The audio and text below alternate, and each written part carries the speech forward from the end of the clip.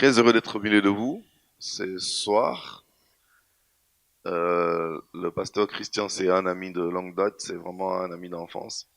On a grandi, on a vécu ensemble. Je suis très heureux de le revoir aujourd'hui, pasteur. Et c'est avant Dieu, c'est une chose, c'est une grâce. Vraiment, je suis heureux. Et je suis très heureux d'être au milieu de vous aussi. Et je rends grâce à Dieu. Et nous allons sans plus tarder. Je suis marié à une seule femme et père d'un enfant pour l'instant. Oui, hein, parce il faut bien souligner, hein, une seule femme et père d'un enfant.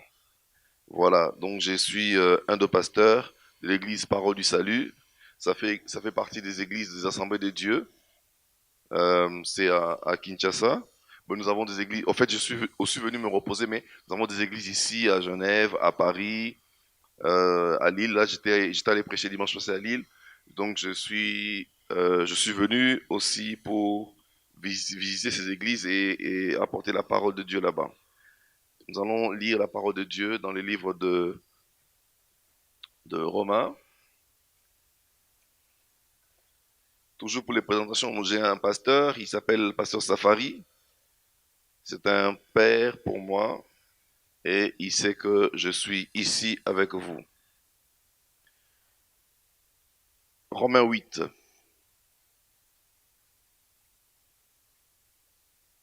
Romains 8, versets 19 à 21. Nous allons lire Romains 8, 19 à 21. La Bible dit aussi la création attend, attend d'elle avec un ardent désir la révélation des fils, souligné de fils, fils de Dieu. Car la création a été soumise à la vanité, non pas de son gré, mais à cause de celui qui l'y a soumise, avec l'espérance qu'elle aussi sera affranchie de la servitude de la corruption pour avoir, pour avoir part à la liberté de la gloire des enfants de Dieu. Amen. C'est depuis un temps, j'ai un message, j'ai un fardeau dans mon cœur à transmettre au peuple de Dieu, aux enfants de Dieu. C'est ce fardeau-là. Euh, le monde attend la révélation de Fils. Donc le thème de mon message, c'est le monde t'attend. Le monde t'attend. C'est ça le thème de mon message. Donc, bien aimé, là ici on parle de le monde attend la révélation de Fils. Le monde attend la révélation de Fils. Si je peux définir un fils, c'est un homme mature. Un fils, est différent d'un enfant. Un fils est un homme mature à qui on peut confier de responsabilités. Amen. Hein? Un fils, on peut confier des responsabilités à un fils. Il est différent d'un enfant. Un fils est un interlocuteur de son père, un vis-à-vis. Donc si le père a un souci, si le père veut confier quelque chose à quelqu'un, il faut le confier à son fils. Là, le père se sent très bien à l'aise, le père communique avec le fils. Si le père a un souci, il ne communiquera pas à un enfant. Amen. Hein? Il y a une nuance. Il ne communique pas à un enfant, mais il aime son enfant. Il aime son enfant, mais il ne peut pas communiquer des soucis à son enfant. Impossible. Un enfant fait partie de la famille, on l'aime bien. On l'aime bien, un enfant, il est aimé, on lui porte de l'amour, mais on ne peut lui confier aucune responsabilité. À un enfant, on ne confie pas de responsabilité à un enfant. Impossible. Par exemple, vous êtes malade, vous dites à votre enfant de vous conduire. Tout à l'heure, j'étais dans la maison du pasteur Christian, j'ai vu ses enfants. Même s'il piquait une crise, même s'il lui arrivait un drame, on ne peut pas donner à un enfant le volant, n'est-ce pas? Et pourtant, l'enfant aime bien son père, le père aime bien l'enfant, mais il y a une responsabilité, on ne peut pas le confier le volant, même s'il y a un problème grave. Il va rester là te regarder, l'enfant ne fera rien. Amen. Vous êtes d'accord avec moi? Donc un enfant, on ne peut pas le confier une responsabilité. Un enfant, on l'aime bien, il fait partie de la famille, il est de la famille, mais responsabilité, on ne peut pas le confier. Donc en parlant de l'enfant, un enfant, en parlant avec son père, c'est toujours des demandes, et parfois des demandes qui donnent mal à la tête. Je faisais des courses avec mon fils, je suis venu avec mon fils, je faisais des courses avec lui, parfois on entre dans un magasin, il me dit, mais j'ai fait ça, je dis, mais toi tu raisonnes quoi? Est-ce que tu raisonnes? Est-ce que tu réfléchis? Mais l'enfant, il s'en fout.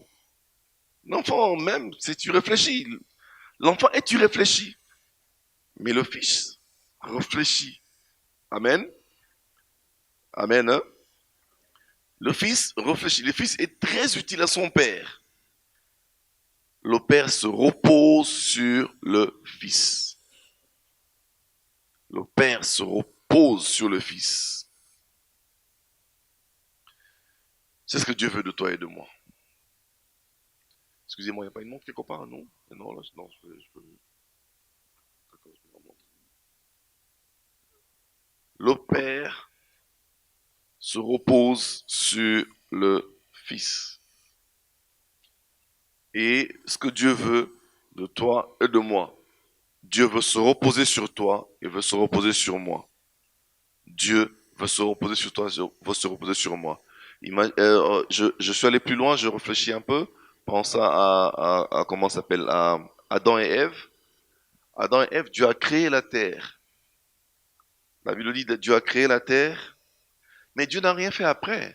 Vous savez ça? Dieu a créé la terre et tout ce qui existait, mais il disait très bien la Bible, Dieu n'a rien fait après. C'est l'homme qui est venu donner le nom. Au lion, il a donné un nom au lion, à cet arbre qui s'appelle manguier, citronnier. C'est l'homme. C'était à l'homme la responsabilité. Donc Dieu, en créant Adam, il a créé en tant qu'un fils. Dieu se reposait en fait sur Adam. Il dit non, là je veux me reposer, mais toi tu peux faire, tu peux gérer. À l'homme, au fils, Dieu a donné la responsabilité de gérer. Il donnait le nom même aux animaux, tout ça. Et même après que la femme soit venue, sortie de son côte, on l'appellera femme. Donc, Dieu se repose sur des fils que nous devons être en principe. Le fils, c'est ce que le père veut avec exactitude. L'enfant, non. L'enfant sait que papa est là. Papa vient du travail. Mais le fils, c'est que quand je vois mon père foncer, parler de telle manière, je sais qu'il y a un tel problème. Quand je le vois avoir la tête penchée de telle manière, je sais que le père a un besoin. Mais l'enfant s'en fout. L'enfant n'est pas là. Le fils, c'est l'homme fort de la maison. Lorsqu'il y a une adversité, on ne peut pas faire appel à un enfant. Il y a une adversité, il y a une agression à la maison, quelqu'un vient vous agresser. Ça vous arrive pas chez vous, chez nous ça arrive de temps en temps. Alors on peut appeler un fils. On appelle à un fils. Le fils peut te soutenir. Il peut mener bien, il peut protéger la maison. Protéger la maison. Mais l'enfant, non. On peut même prendre l'enfant, on peut me kidnapper l'enfant. Mais le fils, c'est difficile. Amen. Dieu veut que nous soyons des fils, des hommes capables de défendre les intérêts du royaume. Amen. Dieu veut que toi et moi, que nous soyons des fils, des hommes capables des intérêts du royaume. Dans le livre de Genèse 1, verset 26, si vous lisez, vous allez voir, Dieu a dit, créez l'homme à notre image, à notre ressemblance, afin qu'il domine. Amen. Afin qu'il domine. Donc Dieu, en te créant, Dieu voulait te confier des responsabilités. Dieu, en créant Adam et Ève, Adam était déjà des responsables. On ne les a pas créés enfants. Donc Dieu a une image de l'homme. Ce que Dieu veut, que l'homme soit responsable. Dieu ne veut pas des enfants. Dieu ne veut pas des gens qui viennent pour commander, mais Dieu veut des responsables à qui il peut s'épancher, peut se reposer. Amen. Il a dit, créons l'homme afin qu'il domine. Qu'il domine. Dominer ici, ce n'est pas écraser les autres, c'est gérer, c'est gouverner. Afin qu'il domine. Ça, c'est le premier Adam. Vous allez voir le souci de Dieu, vous allez le voir. Dieu a cherché, Dieu, dans le but de la création, Dieu a toujours voulu que l'homme puisse travailler avec efficacité, avec force. Mais le diable est venu tromper l'homme là-dedans, le premier Adam. Le premier Adam a été trompé par l'ennemi, il a perdu la force. Et Dieu, dans tout le parcours de Dieu, vous allez voir que Dieu a rien cherché l'homme. Depuis le temps, Dieu a commencé à chercher où est-ce que je peux déposer cette responsabilité, cette force. Parce que Dieu veut que tu sois, qu'on le ressemble, qu'on sente son odeur, qu'on répande la gloire de Dieu. Nous sommes parfois faibles. Ce que Dieu souhaite que nous soyons des fils, des hommes. Amen. Dieu a recherché tellement cette responsabilité. Il voulait que l'homme redevienne responsable, comme à la création, comme ce qu'il avait donné à Adam et que le diable l'a volé. Le diable l'a volé. Parce que l'homme a cédé et le diable l'a trop pris. Et Dieu a recherché, Dieu s'est toujours battu pour remettre la responsabilité, la force à l'homme afin que l'homme puisse gérer. Il est allé avec Abraham, mais avec imperfection. Il a parcouru les hommes, mais imperfection. Moïse, Abraham, des Noé, mais imperfection.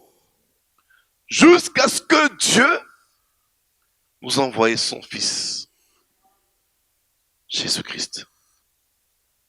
Vous allez lire dans le livre de Jean 1, verset 12.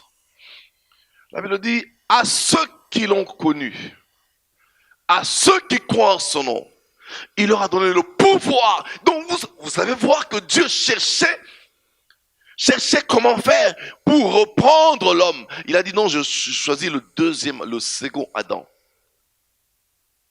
Le deuxième Adam.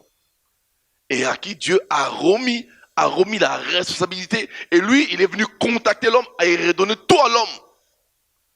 Il dit à l'homme, voici le pouvoir qui accompagnera ceux qui auront cru. Ça veut dire que directement, nous allons faire le transfert. Parce que je veux que Adam la redevienne ici. Dieu a un souci. Il veut voir de fils des Adam revenir avec puissance, avec gloire. Dieu, c'est le souci de Dieu. Voilà pourquoi Dieu a récupéré. Il a dit non, il a essayé de travailler avec les autres. Il a dit non, c'est pas possible. C'est que Jésus soit venu sur la terre. Et il dit, la seule personne a dit, voici en qui j'ai mis mon fils, en qui j'ai mis tout mon espoir, mon espérance. Suivez-le. Parce qu'il savait que lorsque nous allons être en contact avec le Fils, nous redeviendrons puissants. Amen. C'est qu'il a perdu au jardin, au départ, à la jeunesse avec Adam. Dieu voulait récupérer avec Jésus-Christ. Voilà pourquoi il appelle Jésus-Christ le second Adam. Et Jésus-Christ, en acceptant le Christ, nous devenons directement comme lui.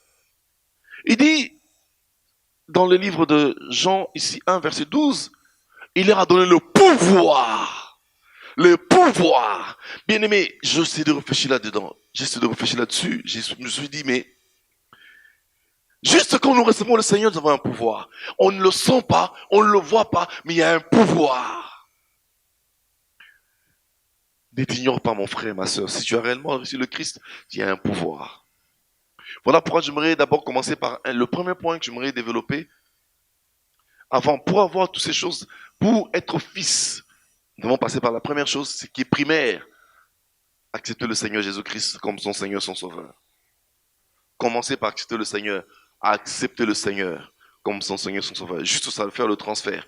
Accepter le Seigneur. Accepter le Seigneur comme son Seigneur, son Sauveur. La Bible dit dans 2 Corinthiens 5, verset 17. Il dit, si quelqu'un est en Christ, il est une nouvelle créature. Les choses anciennes sont passées. Et voici, toutes choses sont devenues nouvelles. Et en grec, on dit apostrophe, et donc changement de mentalité. Donc, changement de direction. Donc, quelqu'un qui partait, qui se retourne directement. Donc, il y a un ancien et un nouveau. On ne peut pas confondre. On regarde, on dit, mais tiens, ce monsieur-là était un gangster. Aujourd'hui, c'est devenu un monsieur.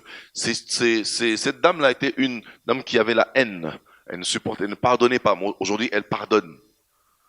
On sent la transformation. Il faut qu'il y ait un après Jésus. Il faut qu'il y ait un après Jésus. S'il n'y a pas un après Jésus, aujourd'hui dans les églises, malheureusement dans les églises aujourd'hui, il y a trop de religiosité. Dans nos églises, les gens viennent, nous sommes trop religieux. Aujourd'hui, j'en viens pour se consoler parce que non, on doit prier. Depuis mon enfance, mes parents m'amenaient à l'église, ou bien un ami m'a invité, ben, je vais faire plaisir, je vais venir. Mais bien aimé, c'est bien. Mais arrêtez-vous un moment. Réfléchissez. Pensez à votre vie. Est-ce qu'avez-vous déjà reçu le Seigneur Jésus-Christ dans votre vie comme votre Seigneur, votre Sauveur? Avez-vous fait cette alliance avec Jésus? Si vous ne l'avez pas fait, il faut le faire, c'est très important. Le recevoir dans son cœur comme son Seigneur, son Sauveur. Et lorsque vous l'avez reçu, il y a un après. Il y a un avant et un après. C'est ce que la Bible nous dit. De nouvelles créatures, une nouvelle créature. Ça veut dire qu'une personne qui avait la haine, il n'y a plus de haine. Un homme colérique qui vit dans la colère, c'est fini cette histoire-là. C'est devenu un enfant de Dieu. Un enfant de Dieu, c'est une personne transformée, changée, totalement changée, transformée. Amen. Hein? Un enfant de Dieu, c'est une personne totalement transformée. C'est très important de penser à ça. Parce qu'en fait, notre but ici sur terre, nous sommes de pèlerins. Nous devenons enfants de Dieu pour un jour hériter le royaume de Dieu. Ça, nous avons oublié. Ça, le monde a oublié. Parce qu'il y a tellement de peine, tellement de complications dans le monde, tellement de pression dans le monde. Les gens aiment bien, ils veulent se consoler, ils veulent être tranquilles, ils veulent être en paix. C'est bien, ils cherchent autre chose. En fait, ils cherchent autre chose. Mais ce que Dieu veut, que nous puissions nous mener mener la vie sur terre en pensant que nous allons hériter le royaume de Dieu. N'oublions jamais ça. Si vous oubliez la vision du royaume, on passe à côté. Le monde ici, il y aura toujours changement climatique. Il y a des choses horribles dans le monde que nous ne pouvons pas supporter. Mais si nous recevons le Seigneur, si nous pensons à l'éternité, nous serons tranquilles et en paix. Dans le monde, nous aurons des maladies, des choses horribles. Mais lorsque nous avons la vision du ciel, nous serons en paix, paisibles. Nous penserons au paradis à chaque fois. Nous pensons au paradis. Ça ne veut pas dire qu'il ne faut pas bien vivre. Il faut bien vivre. Dieu nous a donné la vie pour que nous puissions bien vivre, correctement bien vivre la vie que Dieu nous a donnée. Amen. Hein? Bien aimé, le deuxième point que je veux partager avec vous, c'est d'abord le deuxième point pour devenir fils, pour refléter le fils. Il y a une chose encore que j'ai constatée dans la Bible. Savoir vivre une vie de consécration. Une vie de consécration. C'est très important, une vie de consécration. Hébreux 12, verset 14 nous dit: recherchez la paix avec tous et la sanctification sans laquelle nul ne verra le Seigneur. Nous voulons tous voir Dieu un jour. Tout le monde désire voir Dieu. Personne ne veut aller en enfer. Et quand vous parlez de l'enfer, c'est... Personne ne veut aller en enfer. Mais tristement, bizarrement, il y a des gens qui vont aller en enfer. Mais Dieu ne veut pas. Dieu n'a pas créé l'enfer pour l'homme. Disait dans Matthieu 25, Dieu a créé l'enfer pour le diable et ses acolytes. Mais l'homme ira en enfer parce que l'homme veut ressembler au diable. L'homme se laisse influencer par le diable. Tous, nous devons nous battre, tous, toi et moi. Nous devons nous battre pour ne pas ressembler au diable. Nous devons vivre dans la consécration. Chaque fois, bien-aimés, demander à ce que Dieu nous fortifie. C'est vrai, nous avons de peine, nous avons parfois de difficultés dans la vie chrétienne. Bien-aimés, demandons la force à Dieu. Nous sommes des fils. Le monde attend de nous des signes. Nous devons refléter la gloire de Dieu partout. Et si toi, enfant de Dieu, fils de Dieu, tu ne reflètes pas la gloire de Dieu, où est-ce que le monde trouvera des exemples? Le monde trouvera la consolation. Le monde s'appuie où? Je vous dis aujourd'hui, bien-aimés, si le monde persiste jusqu'à aujourd'hui, parce que des fils sont là. Disait la Bible. La Bible dit, lorsque nous serons partis, il y aura des calamités. Le monde, c'est comme si la saveur, on dit, hein, le sel a perdu sa saveur, c'est ça. Le sel n'a plus de goût. C'est ça. Bien-aimé, si le monde vit encore aujourd'hui, c'est parce qu'il y a la présence des enfants de Dieu. Et dans chaque enfant de Dieu, il y a le Saint-Esprit qui fait vivre la terre. Même si parfois ils nous ignorent, le grand Boana, les hommes de ce monde nous ignorent, mais ils ne savent pas qu'ils vivent grâce à nous. On passe parfois inaperçu, mais ils vivent grâce à nous. Voilà pourquoi il faut bien vivre, bien aimer, bien vivre la vie chrétienne, bien vivre ta vie chrétienne. Refléter la gloire de Dieu, sentir l'odeur de Dieu. Nous devons refléter la gloire de Dieu. Nous sommes des fils. Partout nous sommes, dans nos travails, dans nos maisons, partout nous sommes, dans nos chambres, dans nos salles de bain, partout nous sommes de fils. Nous devons nous comporter en fils de Dieu. Battons-nous, bien-aimés, pour refléter la gloire de Dieu. La Bible dit, recherchez la paix, sans laquelle nul ne verra le Seigneur. Soyons des hommes de paix, des hommes de paix. Il y a tellement de conflits dans nos familles. Je ne parle pas de telle personne m'a fait de la peine, je ne le supporte pas. Bien-aimés, la Bible dit, nous sommes des hommes de paix. Recherchons la paix, sans laquelle nul ne verra le Seigneur. Aussi, cela dépend de vous. Soyez en paix avec tous, envers tous. En paix. Dans l'avenue où tu habites, dans l'appartement où tu vis. Soyez en paix. Même envers nos ennemis, soyez en paix. On ne peut pas haïr les ennemis. Nous, on ne hait pas les ennemis. Parce que les ennemis sont des gens qui n'ont rien compris de la vie. Toi, tu as compris parce que tu as Jésus. Tu as compris quelque chose, tu as Jésus. Mais tu ne peux pas condamner celui qui n'a pas compris. Moi, je dis, personne ne peut me faire de la peine. Personne ne me fait de la peine. Personne ne touche mon cœur parce que je comprends la vie de tout le monde. Quand quelqu'un me fait du mal, je comprends que cette personne ne connaît rien. Une personne qui se comporte mal envers moi ne peut pas me faire de la peine. La peine que j'aurai, c'est que la personne n'a rien compris. Vous comprenez? Lorsque, il y a 2, 3, 4 jours, je recevais un appel d'Afrique. Quelqu'un qui se plaignait. J'avais mal au cœur, non pas à cause de ses plaintes, mais à cause de sa vie. Je dis, cette personne n'a rien compris. La personne se plaignait. Je dis, oh. Qui t'a dit que nous aurons une vie totalement tranquille? Il faut comprendre que la vie, c'est un combat. Il faut comprendre, nous avons Jésus-Christ. Lorsqu'il y a des problèmes, la Bible dit, ne vous inquiétez de rien. Matthieu 6, verset 27. Qui de vous, par ses inquiétudes, peut-il ajouter une coudée à la durée de sa vie? Qui? Ne t'inquiète pas. Amène tout ça au pied de la croix. Tu as des problèmes, une maladie, amène au pied de la croix une difficulté, un problème d'emploi. Amène au pied de la croix, Jésus est le maître de la terre. Et toi, tu es un fils. Tu es un fils. Tu es un fils. Et Dieu veut, parfois le cœur de Dieu saigne parce que Dieu veut se reposer sur toi, mais il sent que je ne peux pas me reposer sur cette personne. La personne est tellement faible. Trop de plaintes. La gloire, c'est là-bas. Ici, nous avons une vie éphémère, une vie de difficultés, nous aurons des maladies, nous aurons tout ça, mais nous sommes plus que vainqueurs parce que Jésus-Christ est là. Tu dois savoir que tu es plus que vainqueur. Fils, tu dois savoir que tu es plus que vainqueur. Comporte-toi en fils. Tu ne peux pas être un homme de conflit. J'avais un gars à l'église. Il travaillait une société de la place, une société de communication. C'est un directeur, un grand directeur. Je parlais avec un de ses employés. J'ai dit, mais celui-là, c'est un fils. C'est un frère de l'église. Il dit, tiens, lui, il est un frère de l'église. Ben, là, je commence à avoir peur. J'ai dit, mais oui. Il dit, lui? Non, c'est pas un frère de l'église. Bon, j'ai dit, mais pourquoi vous dites ça? Parce que il ne reflète pas la gloire de Dieu, c'est un méchant au travail.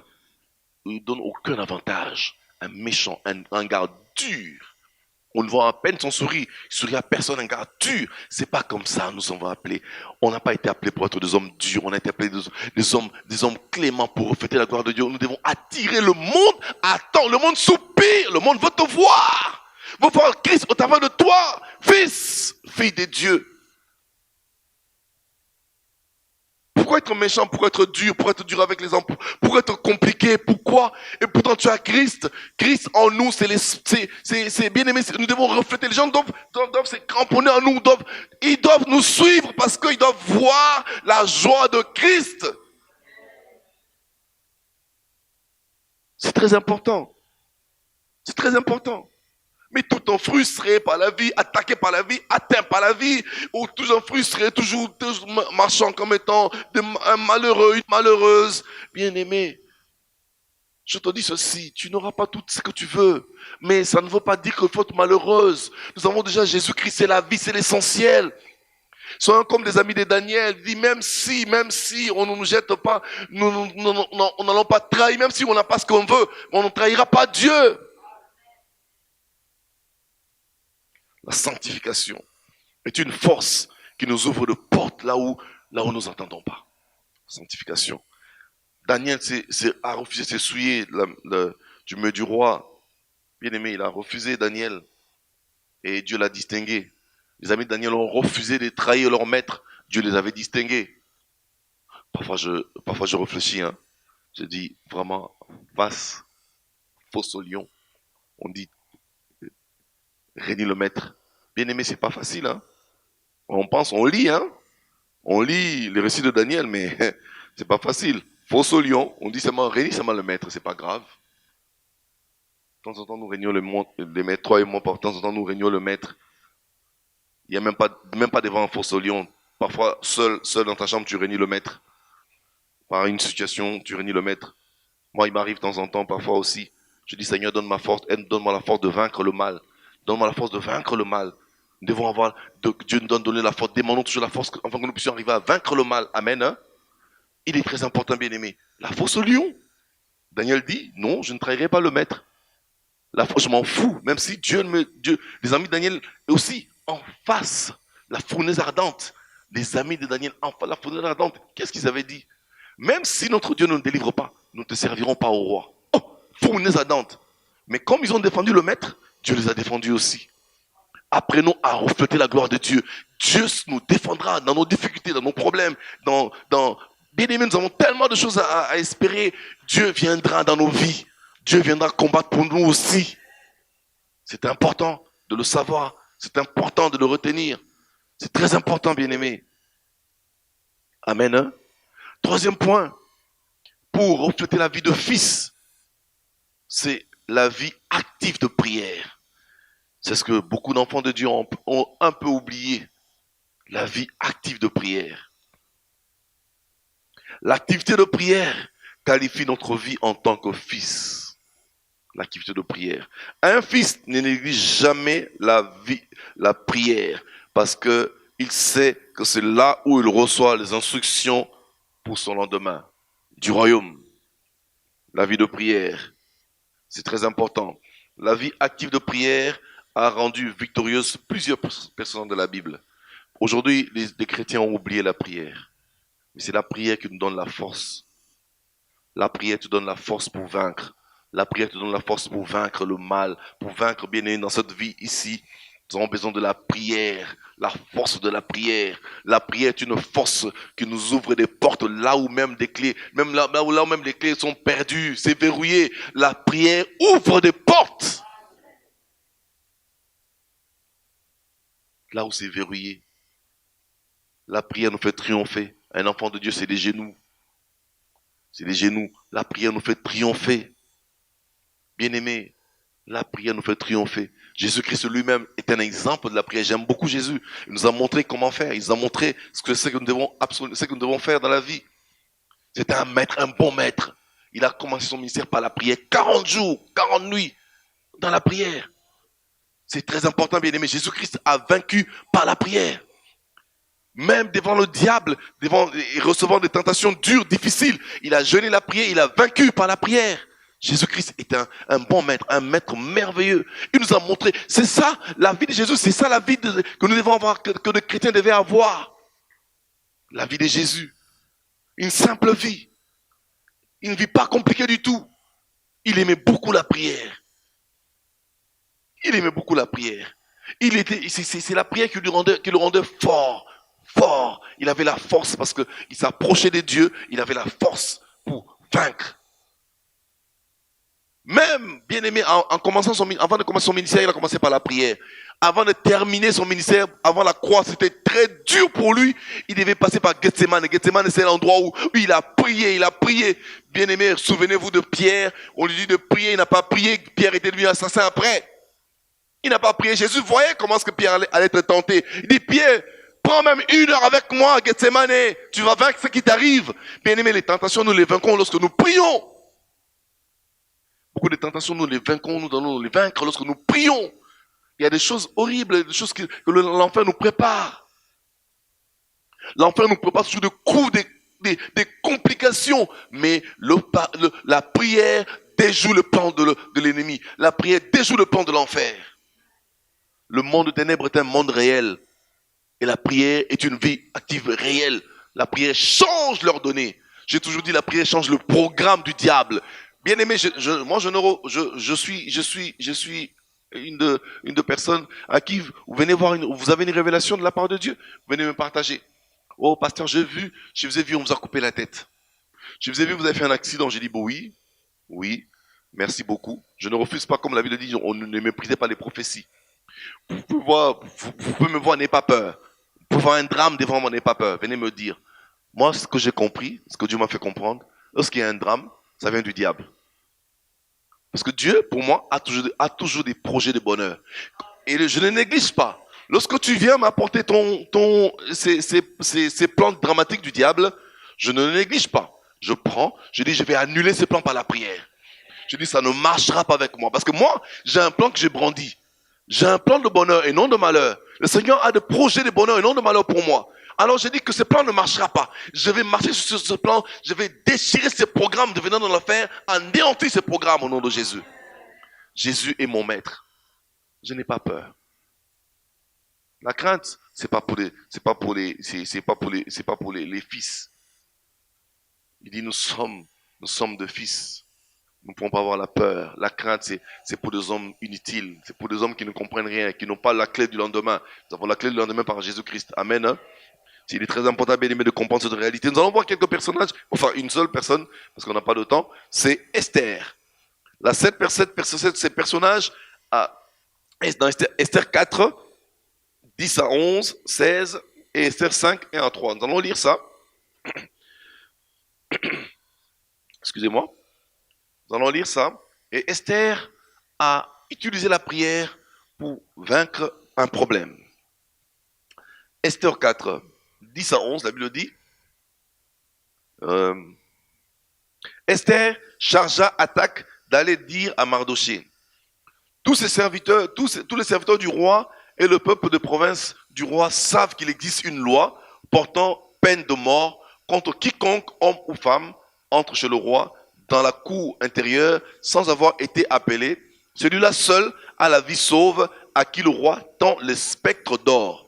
Et moi, je n'ai point été appelé auprès du roi depuis 30 jours. Amen. Et 16 nous dit, va, rassemble tous les juifs qui se trouvent à Suse et jeûnez pour moi sans manger ni boire pendant 3 jours, ni la nuit, ni les jours. Moi aussi, je jeûnerai, de même avec mes servantes, j'entrerai chez le roi, souligné, malgré la loi, si je dois périr, je périrai. Et Esther 5, 1 à 3, la Bible dit, le 3e jour, Esther mit ses vêtements royaux et se présentant dans la cour intérieure de la maison du roi. Devant la maison du roi. J'aime bien la foi d'Esther. Elle a mis ses vêtements royaux parce qu'elle n'a pas mis les vêtements de deuil. Parce que c'était difficile pour elle. Elle peut bien mettre des vêtements de deuil, mais elle a proclamé la foi. Je vais mettre les vêtements royaux parce que je vais entrer dans la cour du roi. Je serai reçue en tant que reine, non pas en tant que morte. Le roi était assis sur son trône royal dans la maison royale en face de l'entrée de la maison. Lorsque le roi vit la reine Esther debout dans la cour, elle trouvera grâce à ses yeux. Bien-aimé, le jeûne et la prière te fera ou t'ouvrira de portes, fera que tu trouves grâce aux yeux de grands, aux yeux de bien-aimé. Le jeûne et la prière va briser certaines lois établies. Dans ton travail, on dit ceci. Je termine d'abord la lecture avant de commenter. Esther s'approcha et toucha le bout du spectre. Le roi lui dit, qu'as-tu, reine Esther? Et que demandes-tu? Quand ce serait la moitié du royaume, elle te sera donnée. Quel bonus! Je ne suis pas venu demander la moitié du royaume. Je suis venu juste demander, il y a une requête. Il y a un problème. Il y a un drame qui se prépare contre ma vie. Bien aimé, lorsque les choses se préparent contre votre vie, ce n'est que par la prière que vous pouvez annuler ces choses. Esther a jeûné, a prié, on a vu les choses être annulées. On peut programmer des choses contre toi dans ton travail, ta santé, ta vie. Le diable, c'est un méchant, mais la prière vient annuler toutes ces choses. La prière annule. Apprenons à prier parce que nous sommes de fils. Dieu peut se reposer sur nous. Il y a des choses que Dieu ne fera plus pour nous. Vous savez ça? Il y a des choses que Dieu ne fera plus pour nous. Parce qu'il sait que non, là, c'est comme vous connaissez Kenneth Hagin? Bon, oui. Kenneth Hagin priait un moment, il parlait, non, c'était en vision, il parlait avec le Jésus, avec le Seigneur Jésus. Il parlait, il conversait avec le Jésus. Directement, subitement, il a vu le diable venir s'intercaler. Jésus parlait, mais Kenneth Hagin n'entendait plus la parole que Jésus lui disait. Il n'entendait plus la parole. Il dit, mais Seigneur, mais le diable nous empêche. Tu continues à parler, mais le diable est là entre nous. Il disait, Seigneur, continue à parler. Le Seigneur continue à parler. Je sais qu'elle dit, mais Seigneur, tu ne vois pas le diable. Le Seigneur continue à parler. Je sais qu'elle dit, mais toi, Satan, quitte là. Le diable a laissé la place. Et là, le Seigneur dit, voilà ce que j'ai entendu de toi. Parce que la Bible dit, je vous ai donné le pouvoir. Je vous ai donné le pouvoir. Il y a des choses que je ne ferai plus jamais pour vous. Je vous ai donné le pouvoir. Même la guérison des malades, le Seigneur ne vient plus guérir les malades. C'est les hommes qui guérissent les malades. Il dit, vous imposez les mains sur les malades, ils seront guéris. Les hommes guérissent les malades. Je vous ai donné le pouvoir. Utilisez ce pouvoir en tant que fils. S'il vous plaît, utilisez ce pouvoir. Voilà pourquoi vous devez vivre dans la consécration, dans la vie de prière. Bien-aimé, Esther a brisé cette loi qui devait les amener à un drame. Esther a brisé cette loi qui devait l'amener à un problème. C'est très important. Les sœurs de la prière, ou l'activité de la prière, bien-aimé, va briser même des lois établies partout dans ton travail, dans ta vie. Ça vient briser. Dans ta famille, il y a des choses, oh non, il y a à tel niveau, on n'arrive jamais à atteindre à tel niveau. C'est comme, vous savez, vous connaissez une famille aux États-Unis où les hommes meurent toujours quand ils attrapent la gloire, ils meurent. Vous connaissez la famille? Voilà. Voilà, il y a tellement de lois établies, mais s'il y avait un homme qui se levait dans cette famille, par exemple, il allait annuler ses programmes compliqués. C'est un programme de l'enfer. Ça ne vient pas de Dieu. Comment est-ce que vous, quand vous arrivez au sommet, vous devez mourir? Vous devez mourir. Pourquoi vous arrivez au sommet? Pourquoi vous ne pouvez pas jouir de ce que vous avez reçu? Il y a des choses comme ça, bien aimés. Il y a des pièges que le diable nous tend pour que nous ne puissions pas jouir de la vie que Dieu nous a donnée. Mais je dis que niet, nous, en tant que fils de Dieu, nous allons annuler ces programmes de l'enfer. Voilà pourquoi nous devons aimer la prière. Apprenons à prier. Seigneur, donne-moi la force de vaincre. Donne-moi la force, aide-moi. Il y a des problèmes qui t'arrivent. Apprends à prier, à annuler ces programmes. Et Dieu écoute les prières des enfants. Surtout des fils. Un homme de prière ne subit pas les influences du monde des ténèbres, ne subit pas les influences de l'enfer. Un homme de prière ne subit pas. Il ne subit pas. Il influence. Un fils ne subit pas. Il influence. Il y a un problème au travail, oh non, il y aura licenciement. Tes genoux par terre, ça peut changer de programme. La Bible dit le cœur de roi se trouve entre les mains de Dieu. Utilisez la parole. Voilà pourquoi lisez beaucoup la parole de Dieu. La Bible a tellement le cœur doit se trouver entre les mains de Dieu. Si tu pries, Dieu peut troubler le cœur du roi. On a vu ici Esther, hein? Mardoché aussi a prié. Le cœur de roi était en trouble. Si vous lisez, j'aime bien le livre d'Esther, ça nous parle de la prière. Le cœur de Dieu du roi était en trouble jusqu'à ce qu'il n'a pas dormi. Dieu peut enlever le sommeil sur celui qui veut te faire du mal. Il peut enlever Dieu est grand et Dieu est puissant. Considère la puissance de Dieu. Amen. C'est très important, bien-aimé. Un homme de Dieu ne peut pas subir. Un fils ne subit pas. Voilà pourquoi Dieu nous a donné le pouvoir. Le pouvoir, c'est la force. Je vous ai donné le pouvoir de marcher sur les serpents, sur le scorpion. Non pas que sur le scorpion, sur tout puissant de l'ennemi, et rien ne pourra vous nuire. La Bible dit nothing. Rien ne pourra vous nuire. Rien ne pourra vous nuire. Rien, R-I-E-N. Rien ne pourra vous nuire. Dieu ne ment. Je crois simplement à la parole de Dieu. Simplement la parole de Dieu. Moi, je ne m'inquiète pas, même quand il y a des problèmes. La Bible, on n'a pas dit qu'on n'aura pas de problème. On aura des problèmes. On dit, vous aurez des tribulations, gardez courage et vaincu le monde. Il dit, on vous fera la guerre, mais vous êtes plus que vainqueurs. On ne vous vaincra pas. La guerre, vous allez ressentir, hein, vous allez sentir la guerre, vous sentez la guerre, là, hein, vous êtes attaqué, vous sentez, mais levez-vous. Proclamez la parole de Dieu, dit, on ne me vaincra pas. Jusqu'à ce que le jour du Seigneur arrive. Parce qu'il y a toujours un jour, entre parenthèses, il y a toujours un jour où ton ange ne sera pas là. Alléluia. Il y a un jour où ton ange ne sera pas là. Vous savez, Jacques, en prison, son ange n'était pas là.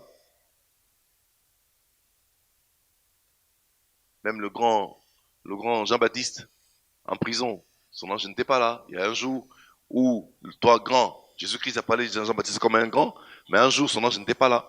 Et un jour ton ange ne sera pas là. Là, c'est le jour où le Seigneur a préparé pour toi. Amen. Mais il a osé, le Hérode a osé avec Pierre. Son ange était là.